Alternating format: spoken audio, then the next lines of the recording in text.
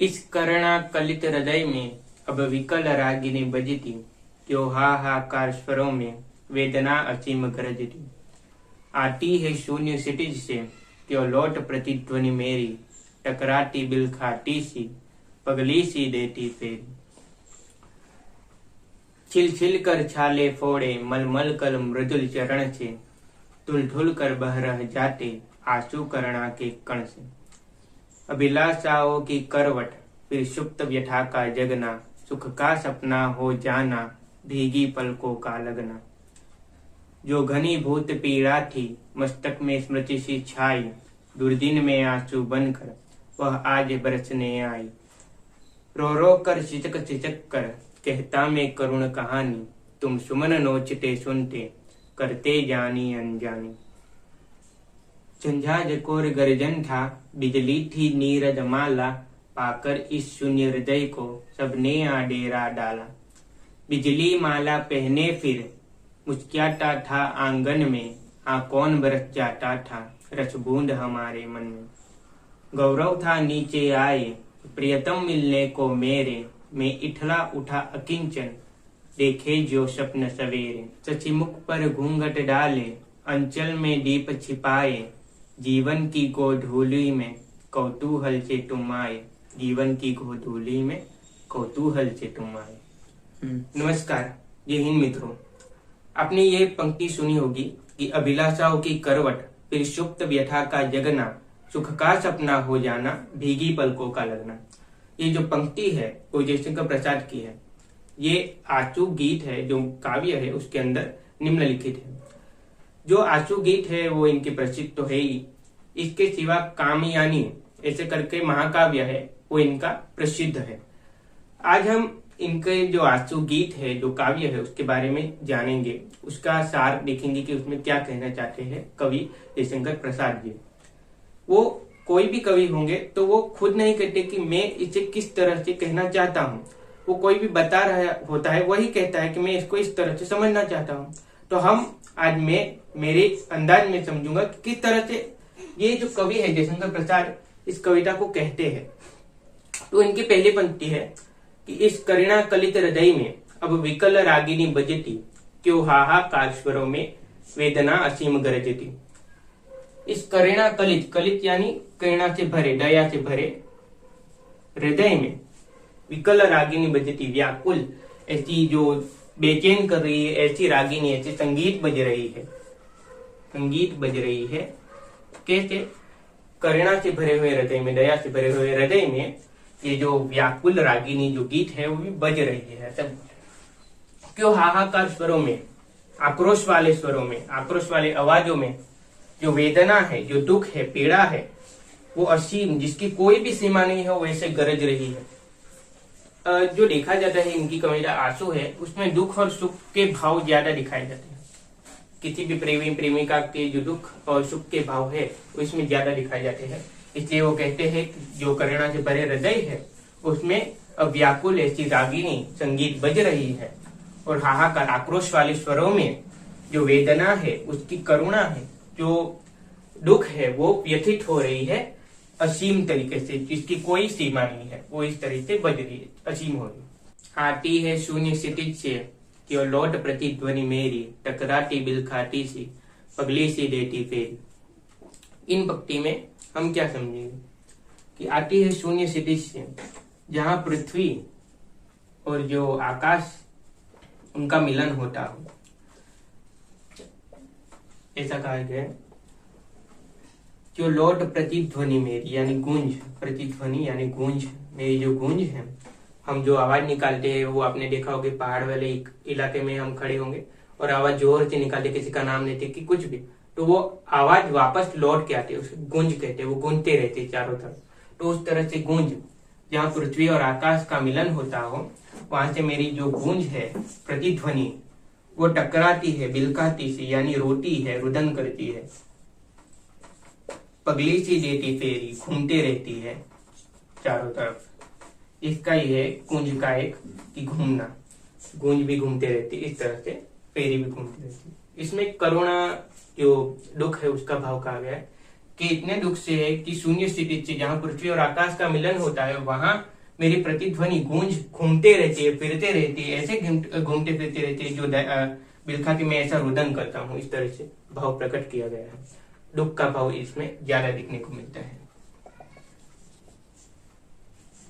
छिल छिल कर छाले फोड़े, मलमल कर मृदुल चरण से, धुल धुल कर बह रह जाते आंसू करुणा के कण से।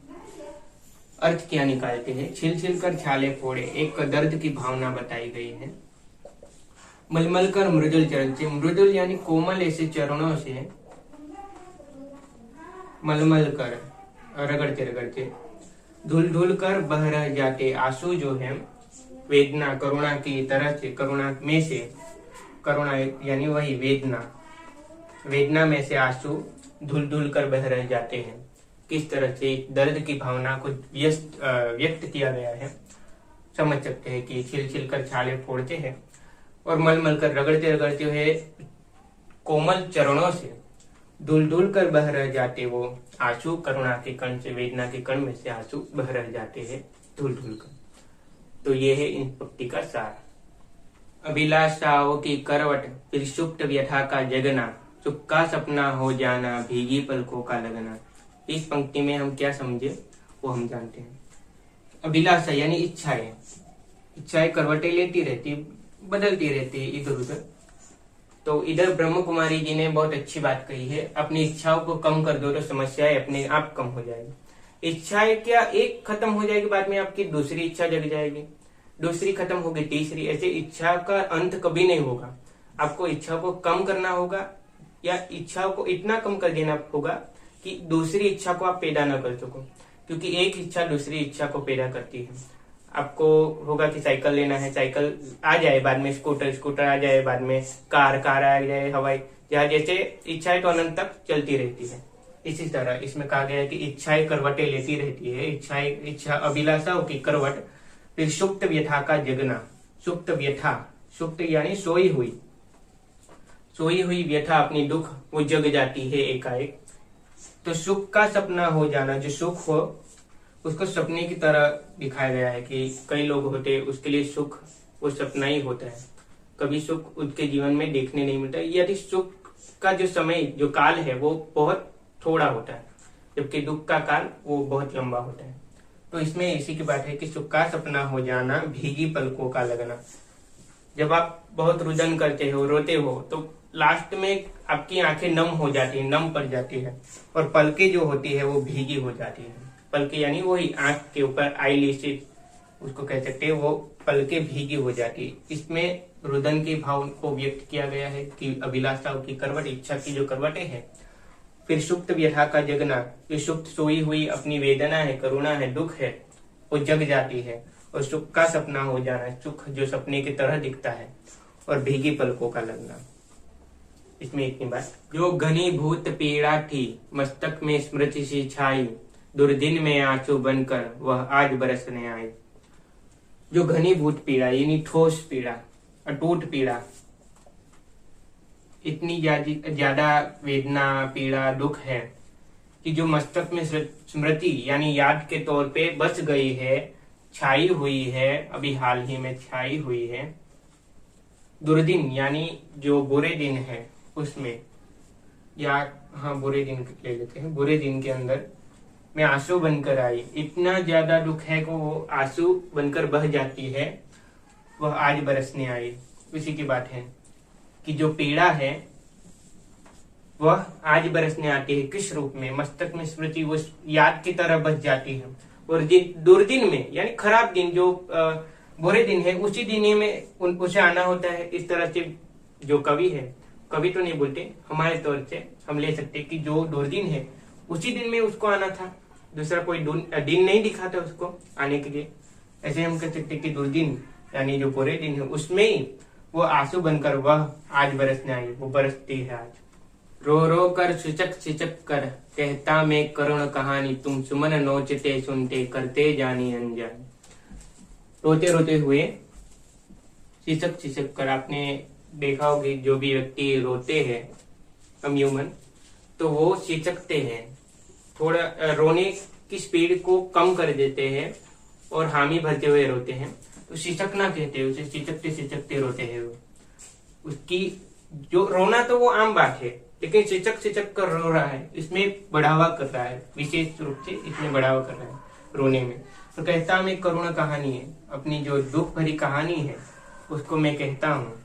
तुम सुमन नोचते सुनते, सुमन यानी पुष्प, फूल, सुमन यानी क्या, पुष्प। वो नोचते सुनते रहते हो, करते जानी अनजानी, इन जानी अनजानी करते हो, तुम बात को समझते हो ना समझते हो। इस तरह से इस भाव को प्रकट किया गया है कि जो मैं हूं वो रोते रोते, रो रो कर, सिचक सिचक कर, सिचकते सिचकते कहता मैं करुण कहानी, अपनी जो वेदना दुख भरी कहानी है वो कहता हूँ। तुम सुमन नोचते सुनते, पुष्प को नोचते हुए सुनते हो, कभी तो जानते हो कभी तो नहीं जानते हो, इस तरह से कहते हो। तो ये भावना है इसके अंदर। झंझा झकोर गर्जन था, बिजली थी नीरद माला, पाकर इस शून्य हृदय को सबने आडेरा डाला। झंझा झकोर गर्जन यानी आंधी रूपी जो हवा के झोंके थे। आपको पता ही होगा कि जो आंधी होती है वो अपने साथ बहुत सारी चीजों को बहा ली जाती है अपने साथ। उसका जो गर्जन होता है वो बहुत भयजनक होता है, रूह कांप उठे ऐसा उसका भयजनक आवाज गर्जना होती है। बिजली थी नीरद माला, नीरद माला या नीरद वर्षा रूपी जो जल लेती है, इस रूपी थी बिजली। पाकर इस शून्य हृदय को, शून्य हृदय यानी कैसा हृदय, खुले दिल वाला हृदय।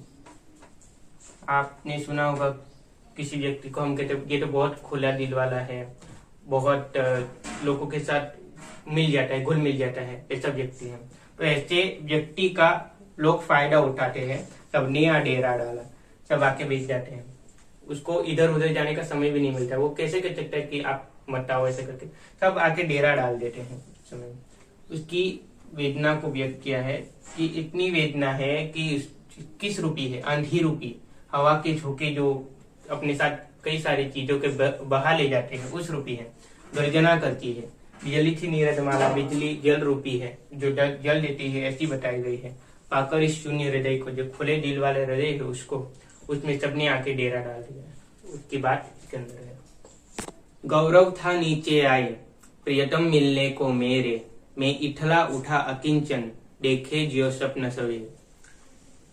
गौरव था, एक तरफ का नाज था मुझे कि मेरे प्रियतम है, मेरे प्रिय है, वो मुझसे मिलने के लिए आए हैं, मिलने को मेरे, मैं इठला उठा अकिंचन, इतराते हुए।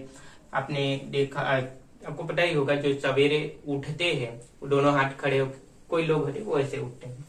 तो उठा किंचन एक जो दीन मुखी भाव है, गरीब मुखी भाव है, उसको बताया गया है, गरीब के भाव वेदना कि उस भाव से वो उठा है। क्यों? प्रियतम जो है उसको मिलने के लिए आए हैं, उस बात का उसको नाज है। देखे जो स्वप्न सवेरे, उस सपने सवेरे सवेरे में देखते हैं तो उस तरह से कहते, मैंने स्वप्न सवेरे देखा, मैं उठा क्योंकि प्रियतम जो है वो मुझसे मिलने के लिए आए हैं। उसके बाद है सचीमुख पर घूंघट डाले, आंचल में दीप छिपाए, जीवन की गोधूली में कौतूहल से तुम आए। उसको जान लेते हैं।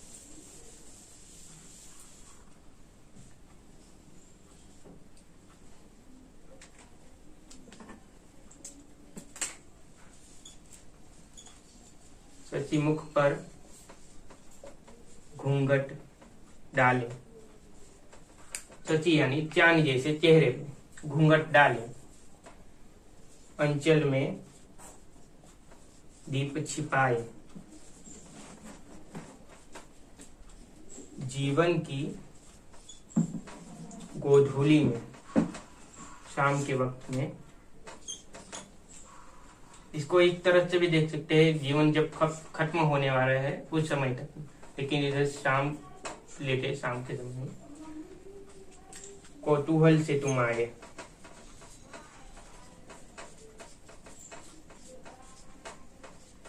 जीवन की जो गोधूली है, शाम है, जो जीवन खत्म होने वाला है, तो उस समय में आप कौतूहल से, जिज्ञासा से, मुझे याद होती है, उस तरह से आप आए हो। सची जैसे चांद जैसे मुख है, उस चेहरे पे घूंघट डाले हुए और अंचल में दीप छिपाए हुए। नायक है वो नायिका की बात कर रहे हैं कि जो सच्ची चांद जैसे मुख पे घूंघट डाल के नायिका अंचल में दीप छिपा के आती है जीवन की गोधूली में, जीवन जब समाप्त होने वाले उस समय तक में, और कौतूहल एक जिज्ञासा पैदा होती है, जिज्ञासा से आप आते हो। तो पहले से हमने इसकी पंक्ति देख लेते हैं, सारी पंक्ति को साथ मिलाकर कविता।